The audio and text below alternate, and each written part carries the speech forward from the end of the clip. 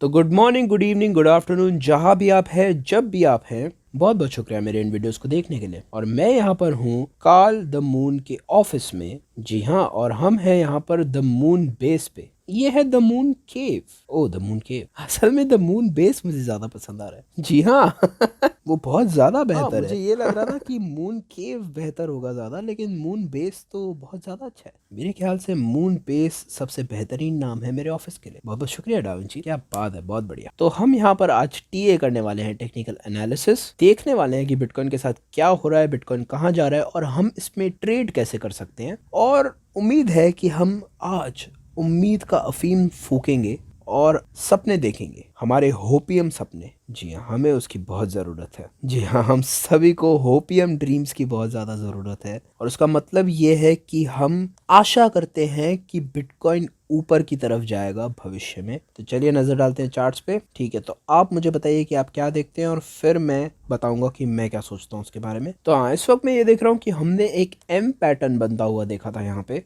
मैंने आपको पहले भी बताया था पिछले वीडियोस में। आप देख सकते हैं कुछ इस तरीके से एम है। तो इसका टारगेट मैं आपको दिखा सकता हूँ। तो इसका टारगेट पता करने के लिए हमें मेजर करना पड़ेगा इसके टॉप से लेके इसकी नेकलाइन तक, और इस लाइन को हम नीचे लेके जाएंगे। और आप यहाँ पर देख सकते हैं कि हमने ऑलरेडी उस टारगेट से मुलाकात कर ली है। तो अब देखने वाली चीज़ ये है कि यहाँ से हम कहाँ जाने वाले हैं, क्योंकि यहाँ एक कंसोलिडेशन चल रही है। अगर आप 1 घंटे के टाइम फ्रेम पे जाएं और इसे जूम इन करें तो आप देख सकते हैं कि यहाँ पर एक कंसोलिडेशन चल रही है। तो ये या तो ऊपर जा सकती है या तो नीचे जा सकती है। अब एक चीज़ है कि अगर आप छोटे टाइम फ्रेम्स पे ट्रेड करते हैं तो यहाँ पर काफ़ी ज़्यादा सतर्क रहना पड़ेगा आपको, क्योंकि ये मैनिपुलेट हो सकता है। यहाँ पर इस टाइम फ्रेम को मैनिपुलेट करना काफ़ी आसान है।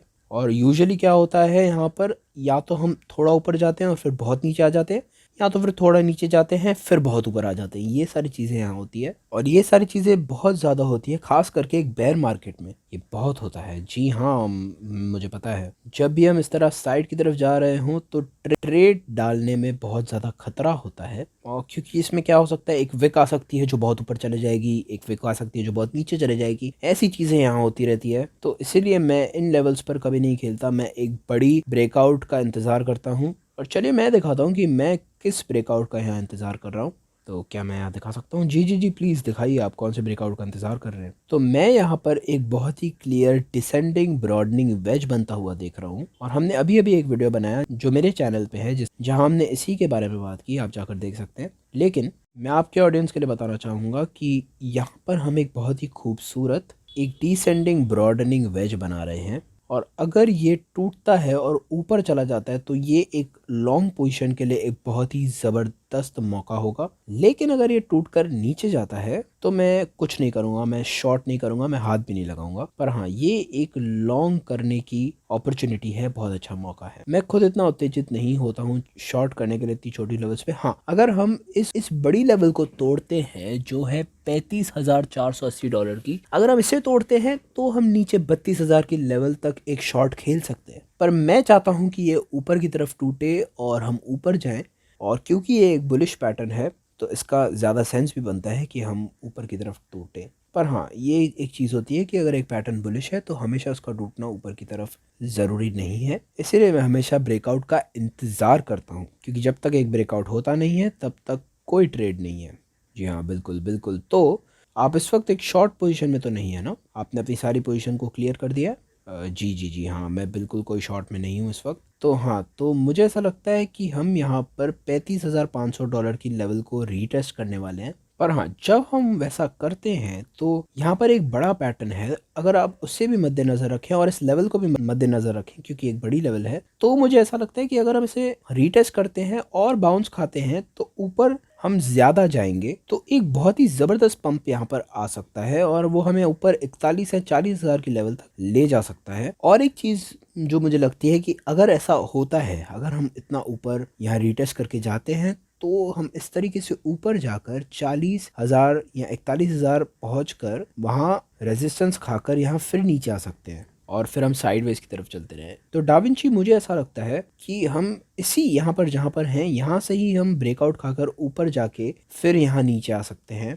और क्यों मुझे ऐसा लगता है मैं आपको बताता हूँ। यहाँ पर एक फ्रैक्टल है और मैंने अपनी ऑडियंस को अपने चैनल पर ये पहले से ही बता दिया है, पर मैं आपको भी बताऊंगा। पर चलिए यहाँ पर भी मैं आपको एनालिसिस करके बताता हूँ। तो यहाँ पर आप देख सकते हैं 4 घंटे के टाइम फ्रेम पे हमने एक डिसेंडिंग ब्रॉडनिंग वेज बनाया था, जो मैंने अपनी ऑडियंस को बताया मेरे चैनल पे। तो मैंने अपने चैनल पे ये कहा था कि दोस्तों कि जब भी हम एक ब्रॉडनिंग डिसेंडिंग वेज देखते हैं तो उसका ऊपर टूटने का चांस ज़्यादा होता है, और हम ऊपर की तरफ टूटे बिल्कुल जैसे मैंने प्रिडिक्ट किया था। पर आप यहाँ पर देख सकते हैं कि हम ऊपर जाकर फिर नीचे आ गए, और बहुत बार ये होता है और लोगों को इस पे ध्यान देना चाहिए। और जो टारगेट था यहाँ पर वो इस वेज का टॉप था, लेकिन किसी भी पैटर्न में 100% गारंटी नहीं होती कि हम उसके टारगेट से मिलेंगे। लगभग 60 से 70% चांस होता है कि हम टारगेट से मिलेंगे, और इस बार हम काफ़ी पास आए उस टारगेट के, लेकिन हम मिल नहीं पाए। और हो सकता है कि एक और वैसी ही चीज़ फिर एक बार यहाँ पर हो,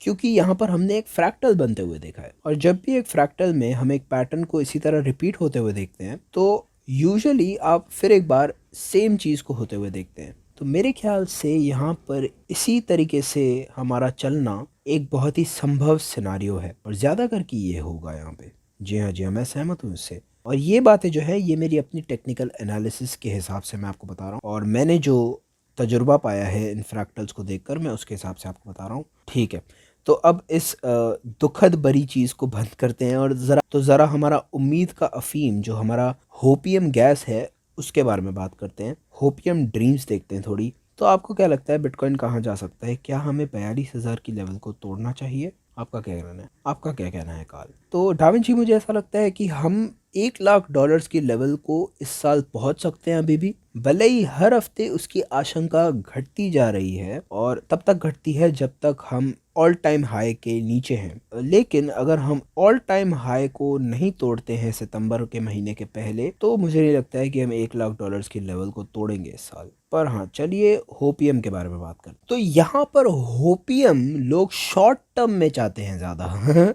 जी, ये बहुत सही बात कही आपने। शॉर्ट टर्म में ही चाहिए लोगों को होपीएम, लॉन्ग टर्म का तो सभी को पता है। और अभी ऊपर जाने के लिए हमें कम से कम इस 42,000 या 41,000 की लेवल को तोड़ना पड़ेगा और ऊपर जाना पड़ेगा। और अगर हम उसके ऊपर जाकर वहां होल्ड करेंगे तो वो एक सही चीज होगी। असल में बुलिश होने के लिए हमें 46,000 की लेवल को तोड़ना पड़ेगा, और अगर वो होता है तो वो एक हायर हाई बनाएगा। और जब हम 46,000 की लेवल को तोड़ेंगे तो हम बेरिश से बुलिश हो जाएंगे, क्योंकि इस वक्त हम बिल्कुल बेरिश हैं। मैं अपने चैनल पे इसके बारे में काफ़ी टाइम से बात कर रहा हूँ कि हमारे पास यहाँ पर लोअर हाइज है और लोअर लोज है, तो वो सीधी सीधे एक डाउन ट्रेंड बनाता है। और इस वक्त हो सकता है कि हम यहाँ पर एक हायर लो बना रहे हो, ये कंफर्म नहीं हुआ है। हो सकता है कि यहाँ पर हम और नीचे आ जाए, वो बुरा हो जाएगा। लेकिन अगर हम यहाँ पर एक रिवर्स देखते हैं ऊपर की तरफ, तो वो हमारा पहला हायर लो होगा। फिर अगर हम एक हायर हाई देखते हैं तो उस पॉइंट पे वो बहुत ही खूबसूरत लगेगा। ये है होपियम जिसकी हमें ज़रूरत है। और अगर ये होता है दोस्तों, तो हमें एक अगली लॉन्ग पोजीशन की बहुत बड़ी अपॉर्चुनिटी मिलेगी।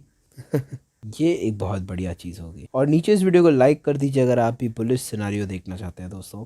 हाँ बिल्कुल, हमें बुलिश सिनारियो इस वीडियो को लाइक करने से मिलेगा दोस्तों। जल्दी लाइक कीजिए, और ना सब्सक्राइब करना भूलिएगा। सब्सक्राइब कीजिए अभी के अभी जाकर, इस डाविंची हिंदी चैनल को सब्सक्राइब कीजिए और बेल आइकन को दबाइए तो आपको नोटिफिकेशंस आ जाएंगे। और फिर हम उम्मीद के अफीम के जो सपने हैं उन्हें साकार होते हुए देखेंगे। जी हाँ, तो काल बहुत बहुत शुक्रिया मुझे अपने ऑफिस में यहाँ बुलाने के लिए, और आपका पॉइंट ऑफ व्यू देखकर मुझे बहुत अच्छा लगा, क्योंकि मैंने यहाँ पर ये ब्रॉडनिंग वेज पर ध्यान नहीं दिया था और आपने मुझे वो दिखाया। और मुझे लगता है कि यहाँ पर एक सिनेरियो बनता हुआ दिख रहा है। तो हाँ, सही बात है। और इसीलिए मैं अपनी ऑडियंस से कहता हूँ कि वो जाकर और लोगों को सब्सक्राइब करे, जैसे आपको सब्सक्राइब करे। तो इससे आपको अलग अलग नज़रियों से बिटकॉइन के प्राइस को देखने का मौका मिलता है। क्योंकि गौर कीजिए कि समझिए, मैं अपने चैनल पे एक तरीके का नज़रिया दिखा रहा हूँ, आप अपने चैनल पे एक अलग तरीके का नज़रिया दिखा रहे हैं, और फिर लोग अपने हिसाब से ये नतीजों पर पहुँच सकते हैं कि कौन सा सिनेरियो ज़्यादा सही लगता है उन्हें।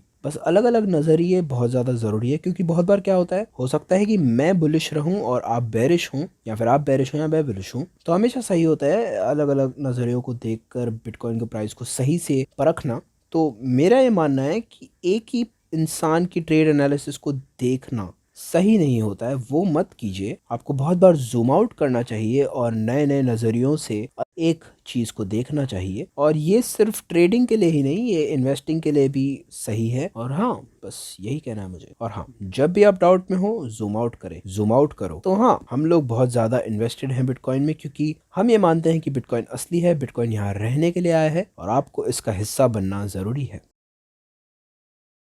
है कि नहीं? जी हाँ, और आप कास्ता के एक बहुत ही बड़े सपोर्टर हैं। जी हाँ, चलिए चीयर्स।